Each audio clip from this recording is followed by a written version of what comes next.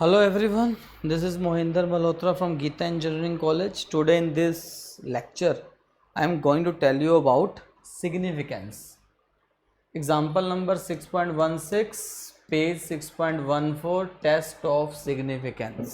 ठीक है, CSC और EC इंजीनियरिंग वाले बच्चों के लिए कंसेप्ट है, बड़े ध्यान से सुनना। बहुत सारे बच्चे मुझे मैसेज कर रहे हैं, मेल कर रहे हैं, कह रहे हैं कि सर हमें एक बार सिग्निफिकेंस वाले टॉपिक पे बेस्ड क्वेश्चन करा दो। तो अब मैं सिग्निफिकेंस वाले पे बेस्ड एक कंसेप्ट बता रहा हूँ, धीरे धीरे क्वेश्चन आपको करवाता रहूँगा ऐसे वीडियो लेक्चर में और जूम लेक्चर में।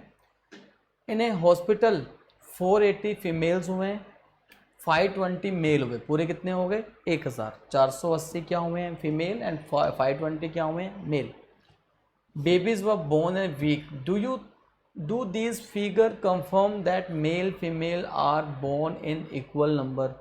हम नॉर्मली कहते हैं कि मेल और फीमेल होने के चांसेस इक्वल हैं, तो क्या ऐसा हो रहा है कि मेल फीमेल इक्वल नंबर में ही हुए हैं? ठीक है, क्या सिग्निफिकेंस है, क्या ये अप्रोप्रिएट है, इतना ऊपर नीचे चल सकता है या नहीं चल सकता? ठीक है, कैसे करेंगे इसको? सबसे पहले तो हम इसके अंदर अपना पुराने वाला फॉर्मूला यूज़ करेंगे कि हमारे कितने सारे हुए हैं, कितने सारे हमारे फीमेल हुए हैं। तो फीमेल कितने हुए हैं बच्चों हमारे 480 एंड टोटल कितने हैं हमारे पास 1000। तो दिस इज़ योर पी, ये आपका स्मॉल पी है, this is small P. Answer आ जाएगा 0.48।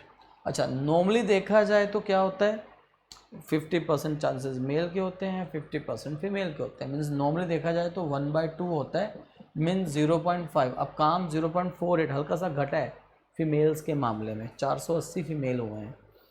तो अब यहाँ पर फर्स्ट ऑफ ऑल हम क्या लिखते हैं, नल हाइपोथेसिस।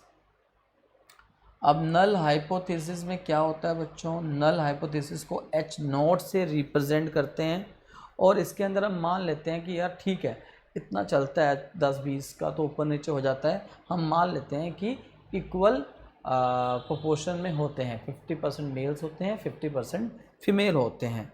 इसका मतलब है H0 को हमने H0 मीन्स नल हाइपोथेसिस मतलब P 1/2 है और हमने सपोज कर लिया male and female born in equal number, male and female born in equal number. ठीक है, अब सेकंड क्या होता है, नल के बाद ऑल्टरनेटिव है। हर बार हम नल हाइपोथेसिस लिखेंगे उसमें हम मान लेंगे कि ठीक है, और फिर हम लेंगे सेकंड ऑल्टरनेटिव हाइपोथेसिस। अब ऑल्टरनेटिव हाइपोथेसिस लिखने के बाद इसके अंदर हम क्या लिखेंगे, इसको हम H1 से डिनोट करते हैं और इसके अंदर हम मानते हैं कि P जो है 1/2 के इक्वल नहीं है। हम कोई ना कोई गड़बड़ी है कि 480 कैसे हो गई। ठीक है, 480 नहीं होनी चाहिए, 500 ही होने चाहिए थे। तो हमने इसको ऑल्टरनेटिव लिया और इसके बाद हम निकालते हैं स्टैंडर्ड एरर ऑफ एस्टीमेट। क्या निकालते हैं, स्टैंडर्ड एरर ऑफ एस्टीमेट।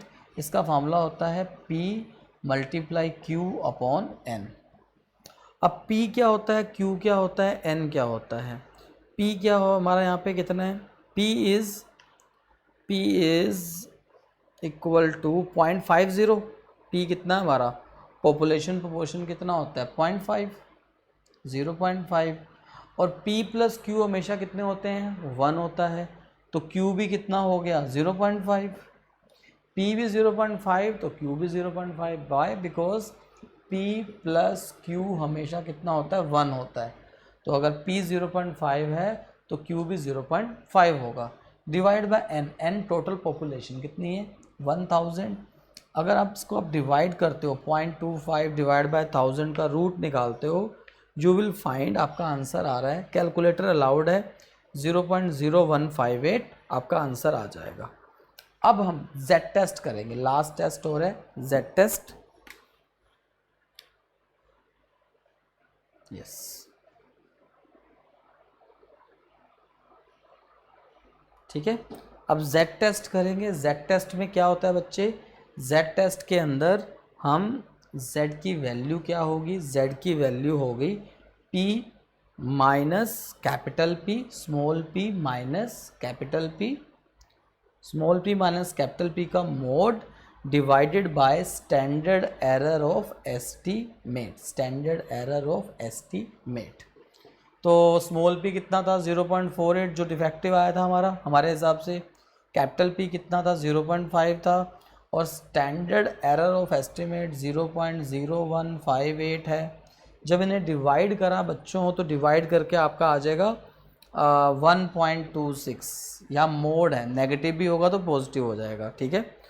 अब 5% लेवल पे देखा जाए, नॉर्मली जब भी हम ऐसे क्वेश्चन करते हैं ना, इनको फिर हम 5% लेवल पे चेक करते हैं। मैंने आपको बताया था क्लासरूम में भी कि 5% हमारे फिक्स हैं कि 5% लेवल सिग्निफिकेंस में z की वैल्यू 1.96 होती है। 5% level, at 5% level value of z in two tail test is equal to 1.96। ये आपको क्वेश्चन में गिवन होगी, ये आपको टेबल प्रोवाइड करेंगे। वैसे नॉर्मली जब भी बोर्ड आपका यूनिवर्सिटी का पेपर आता है उसमें वैल्यू दी होती है कि हमेशा हम 5% लेवल से ही कंपेयर करते हैं, इसी से कंपेयर करते हैं 1.96 से। अगर जो हमारा आया है आंसर 1.96 से कम आए तो हम एक्सेप्ट कर लेते हैं नल हाइपोथेसिस को मीन्स मान लेते हैं कि करेक्ट है। और अगर कभी ये वाली वैल्यू जो है इससे ज़्यादा आ जाए, जो स्टैंडर्ड वैल्यू है, तो हम बोलते हैं we reject the null hypothesis. तो आप देख के बताओ बच्चों, अगर हम ध्यान से देखें इसको तो वी विल फाइंड कि हमारा आंसर आया 1.26, और जो स्टैंडर्ड होता है टू टेल टेस्ट में 1.96, हमारा आंसर से छोटा है। तो एज वैल्यू ऑफ z जो आई है इज़ लेस देन 1.96, तो हम लिखेंगे we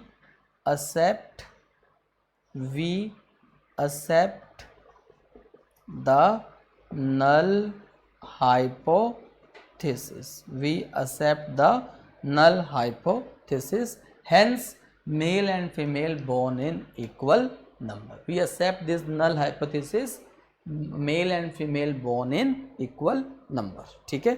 thank you, thanks a lot. इस तरह से आप जो मैंने कंसेप्ट बताया है, आप पेज नंबर 6.16 अपनी जो बुक आपको मैंने लगवाई हुई है एंड पेज 6.14, इन दोनों के ऊपर बड़े सारे एग्जांपल्स दिए हुए हैं, आप सारे एग्जांपल्स कर सकते हो। Test of significance, Z test in significance. Thank you, thanks a lot, see you again in the next lecture. Mohinder Malhotra, Geeta engineering college.